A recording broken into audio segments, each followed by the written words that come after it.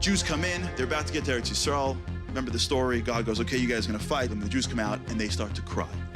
They wanna go back to Mitzrayim, disaster.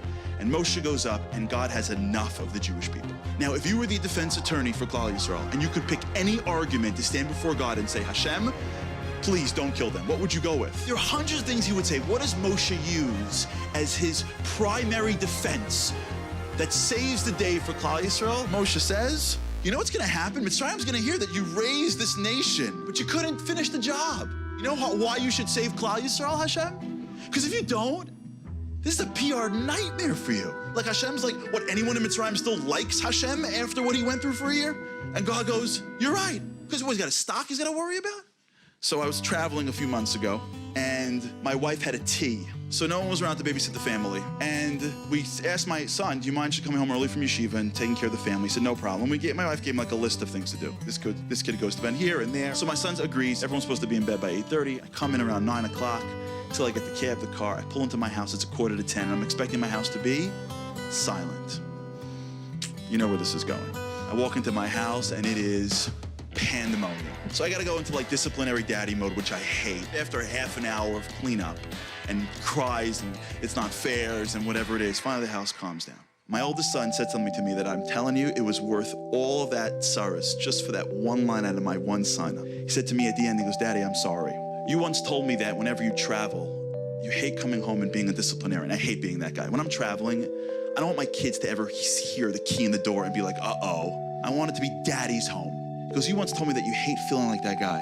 And because I didn't do my job, you had to be that guy. I'm sorry for you. He understood that my natural inclination is to give. If I'm not giving, it's because there's a problem that may not just be me. He worried about me.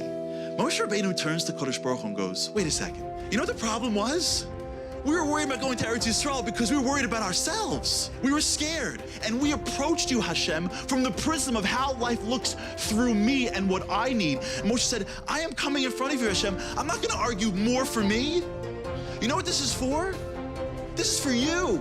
We're here for you. We're a nation that binds together so that you look good in the world. When something happens to Eretz Yisrael, it's not that we're upset for ourselves because we love Israel. This is God's land.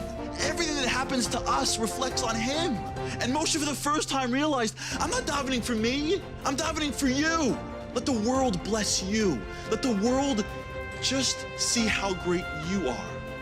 And the Kodesh Baruch Hu says, you finally got it. You're here for me. You are my nation. And so Moshe Rabbeinu taught us, you know what I'm gonna do? I'm gonna start davening for you, the Rosh Hashanah. Because if you win, we'll win. Of course you can daven for our own sorrows. Of course I can ask the Kodesh Baruch Hu for my own things. That's all fine. 5-year-old kids, we can turn to the Kodesh Baruch Hu and say, Daddy, help me. And that's the beautiful thing about Hashem. He's our Father. He'll help us in any way we want. But the true essence of tefillah, the way tefillah becomes great, is when we look around at Tzoros and Klal Yisrael, you know who we daven for also? We daven that the world understands Hashem. We daven that Hashem's name is sanctified in every person who becomes healed. We daven for Hashem's name that gets to be sanctified when Klal Yisrael wins. If we worry about our dad, then for sure he'll worry about us.